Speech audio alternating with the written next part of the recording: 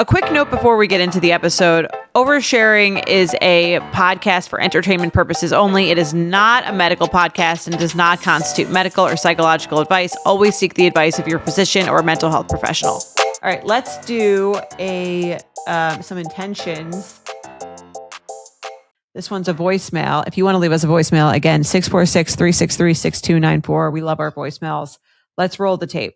Hi, Jordana and Dr. Naomi. I love everything that you guys are doing. Thanks for joining me on my morning walk. I'm looking for an intention, and to make a long story short, my dad passed away a couple months ago without a will, and I'm the administrator of the estate, so I have to do a lot of big things and little things, trying to get everything kind of sorted out with his affairs. I'm also simultaneously planning a wedding, and I get married in September.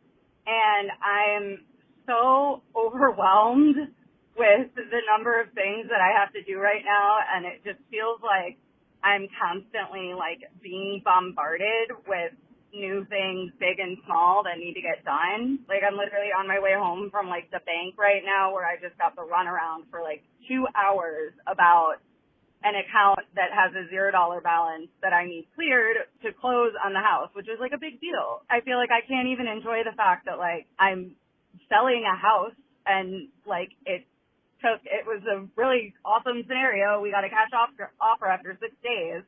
And I can't even enjoy it because my brain is immediately hyper focused on the next thing and all of these other things that I have to do. And so I'm looking for an intention on how to kind of keep myself calm and in check when I just feel like I'm getting a bunch of dodgeballs thrown at me and I've got nothing to chuck back. So yeah, any help would be appreciated. Love you guys. Sounds very stressful. She sounds stressed. You can hear it in her voice. Yeah.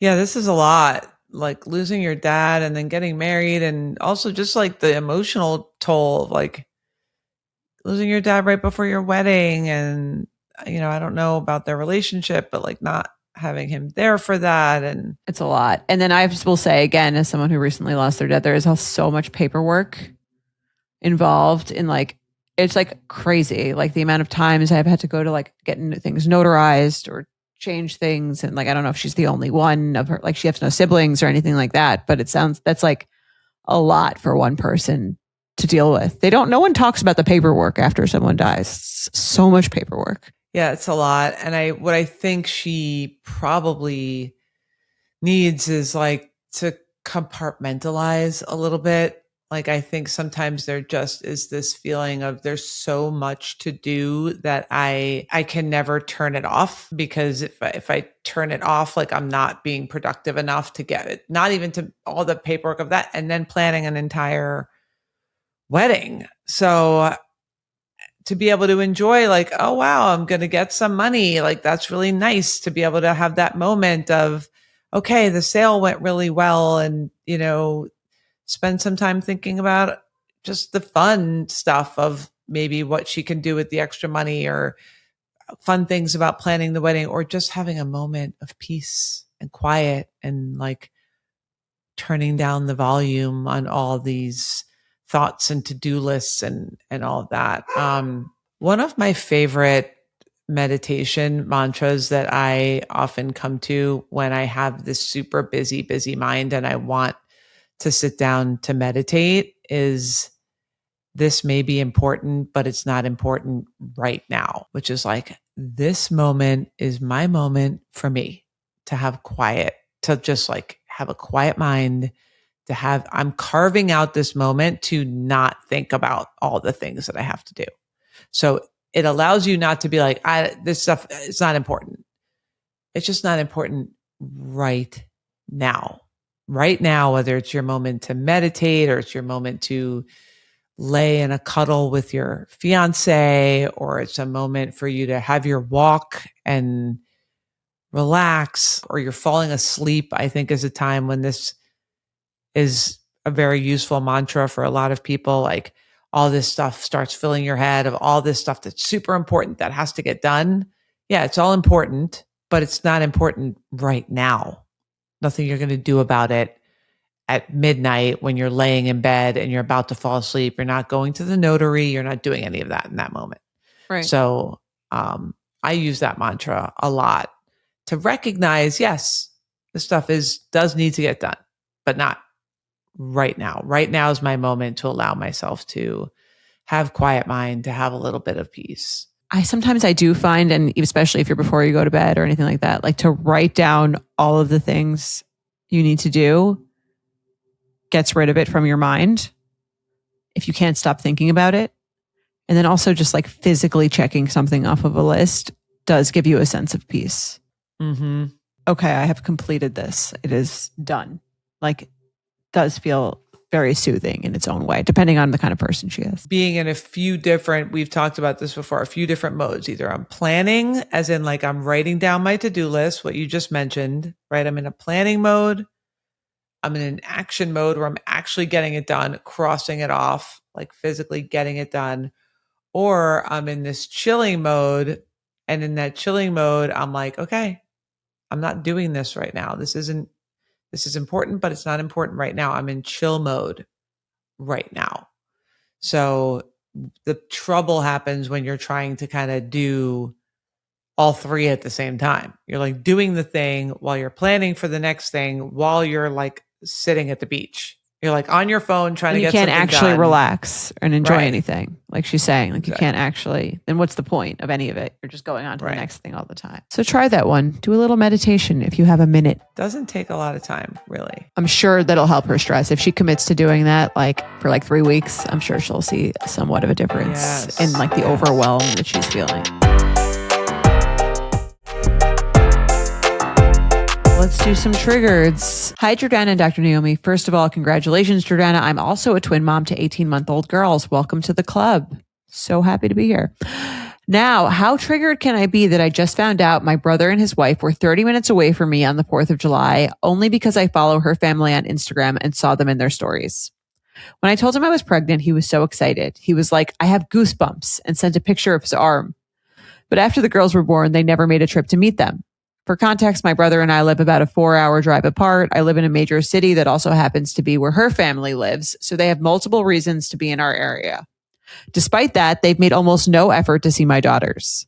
When the girls were 8 months old, we visited their city and drove an extra hour to their house. The visit was great and everything seemed totally fine. Since then, my brother doesn't ask about them and has apparently been to our area twice without telling us or trying to see us. A couple of potentially relevant details. My brother works with kids and has always wanted his own kids someday. His wife has always said she doesn't think she wants them. Part of me wonders if being around my babies brings up something uncomfortable in their relationship.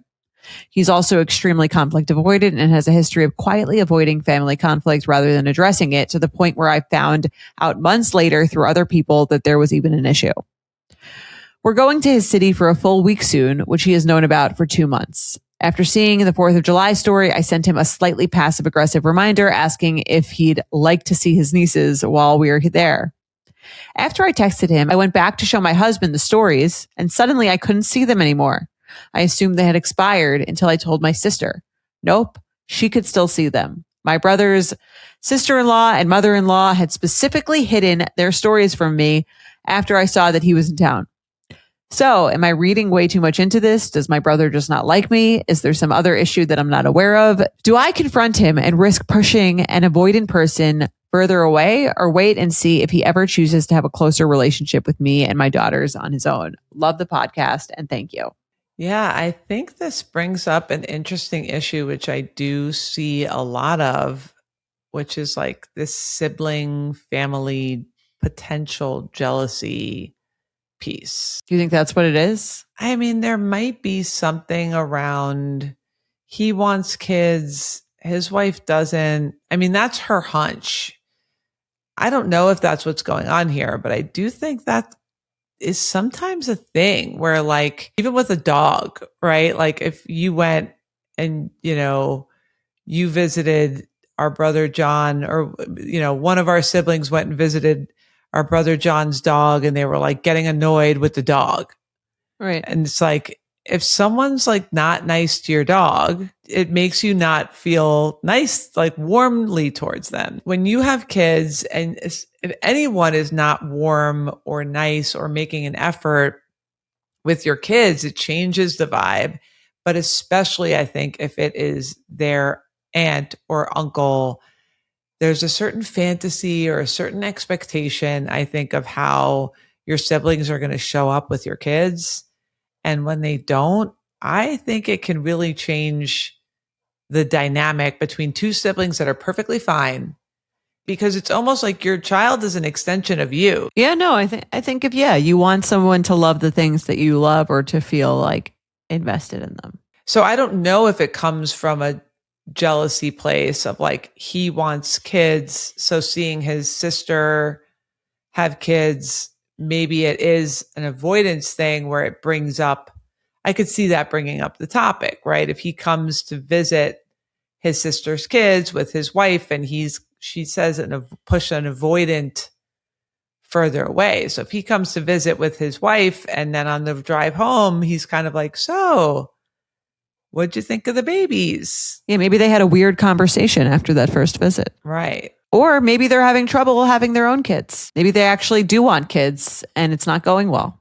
And they're trying to avoid discussions of kids, which also happens. I think the only way to find out is to ask him. And this story thing, while quite triggering and weird, is the perfect thing to open the conversation up. Entry point. Yeah. Yes. But I wouldn't come at it like super angry. I would come at it like, hey, I noticed you were in town. And then I went back and looked at your stories and it looked like you like hid from me that you were in town. I'm not mad, but I'm just kind of sad that like you're kind of trying to not let me know when you're close by. And it does make me sad that you don't really like know my daughters that well and that you don't really seem to want to. And it's just making me feel like really sad because I know you're such a good uncle, or you would be such a good uncle or whatever it is. And I just like want you to be part of their life. And I think that opens the conversation to him telling you more about what's going on the other side, at least. Yeah. It depending on what type of person he is, it might even then be hard for him to say. We've talked about this here before. It's hard for people, I think, to ever admit if he is feeling like, hey, I really want kids, my wife doesn't, so it's not in the cards for me, or like we've agreed we're not going to do that.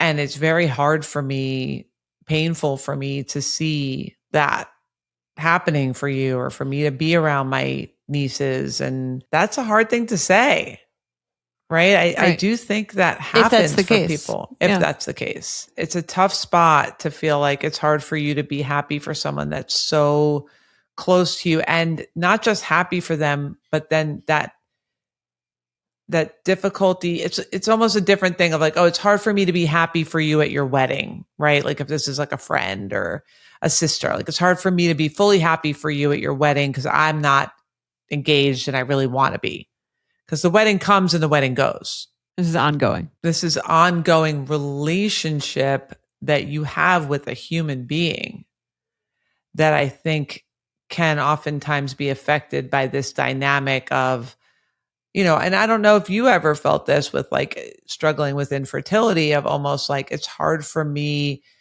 to be as close to someone else's kids because it's painful for me. Right.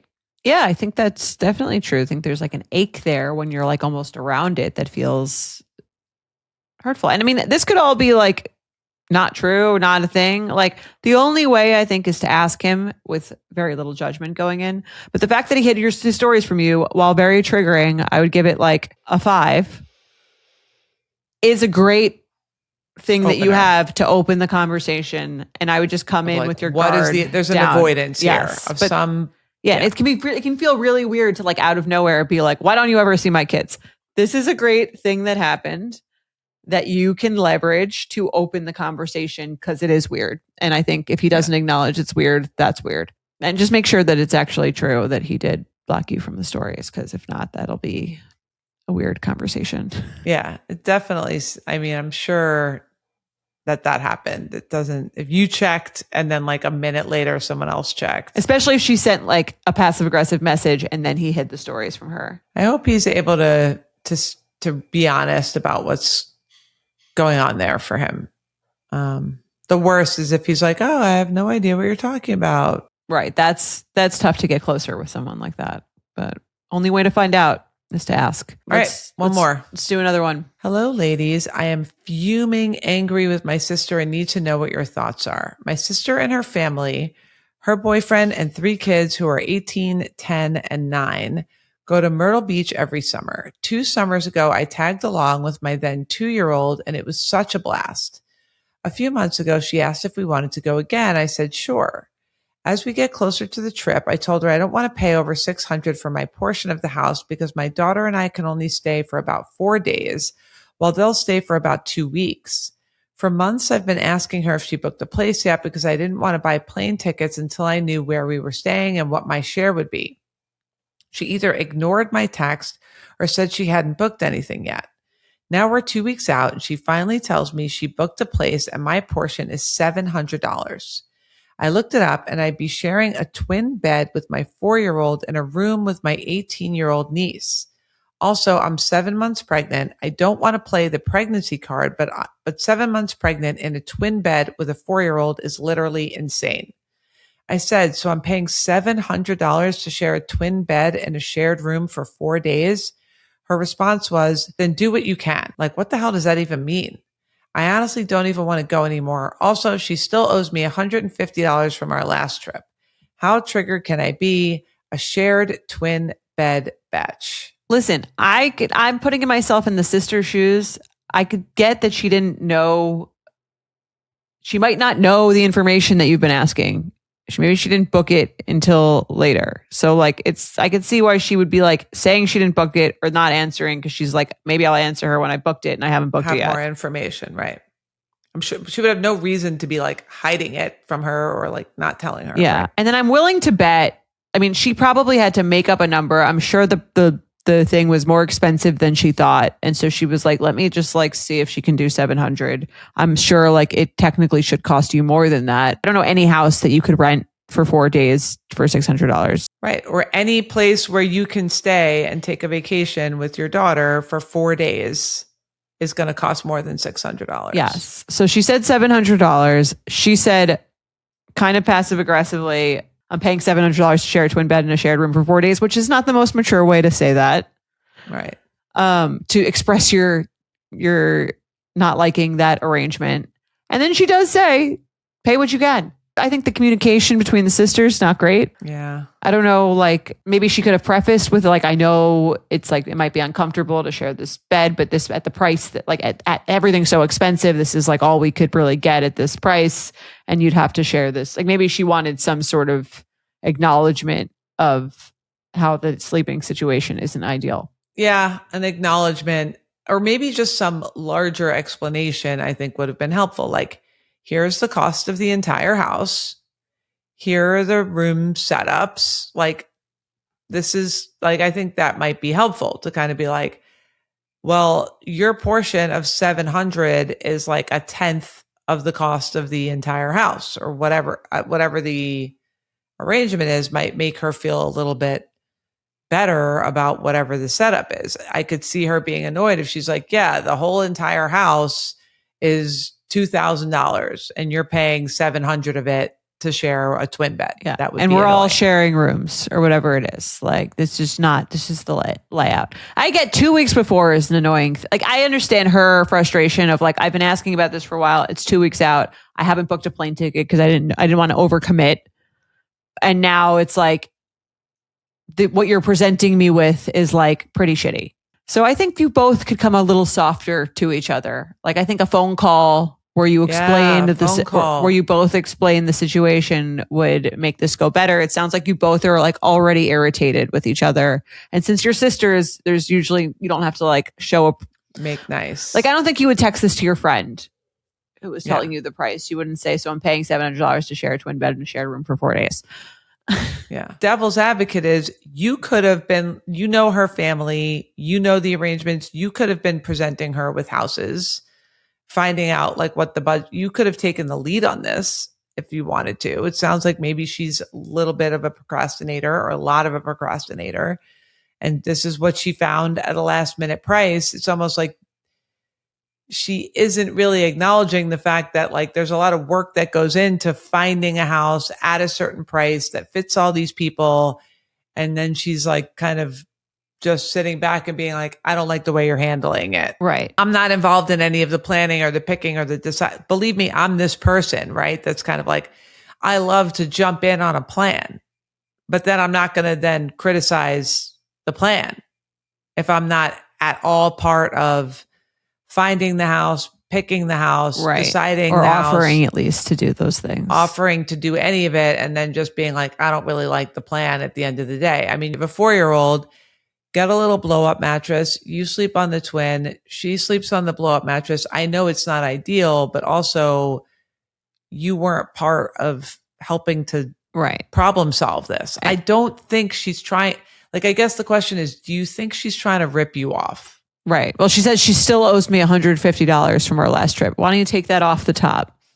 Okay. So if you really think she's trying to like rip you off, or like she's paying so much less and she's trying to like squeeze you for money, yeah, then maybe this is triggering. She wrote, do what you can. So I assume that's not the case. Yeah. You kind of, if you know your relationship with her, if you think she's really trying to squeeze you for money, then I guess this is triggering. If this is just like, this is the house, this is what we could afford 2 weeks out because nobody else was, taking the initiative to find the house and make the plan. This is what was left 2 weeks before on a beach house. We have this many other kids and family members, and this is all we can afford. We're all kind of squeezing in here, and this is kind of the best that there is. I think this deserves a phone call. I think the triggering thing is she doesn't tell her until 2 weeks out. And she's been asking for a while. I think the actual sleeping arrangements, like $600, I don't know where you would get a house or get a great setup for that price. If you were going to go alone with yes. your daughter on vacation, it would cost more than that. Yes. So I'll give it a 4 for the procrastination and the not answering, and then the 2 weeks out thing. I don't know if she already bought the plane tickets or whatever it is, but that is kind of annoying when you're trying to get into something and she's not answering. I'm gonna give it a 3 because I'm kind of like, if she would have been like, I sent her 5 different houses within the price range, and I was really trying to like be helpful to push the plan along, and she still then I would bump it up. But if you're just like, plan my vacation, hurry up. When she probably thinks she's like doing you a solid by. Well, it's like planning this whole vacation and then inviting you along. And if she's so. And she did say pay what you can. So. Right. Pay what you can. So take it literally. Pay whatever you want. And take the $150 that she owes you off the top. Yes. So already you're down to $550 and buy an air mattress. Yeah. There you go. Now you're back up to $700. Okay, fine. You can keep it. Maybe you have one at home. Yeah. I mean, I don't know. A 4-year-old, like my kids sleep on the floor in places, if we need to. Little tent. Yeah. Pretend they're camping. Sleep on the floor when you're camping. So, I mean, not ideal, but if you're on the beach. Right. Maybe the 4-year-old sleep on the couch. Yeah. I've had your kids sleep on a couch before. Yeah. I get it.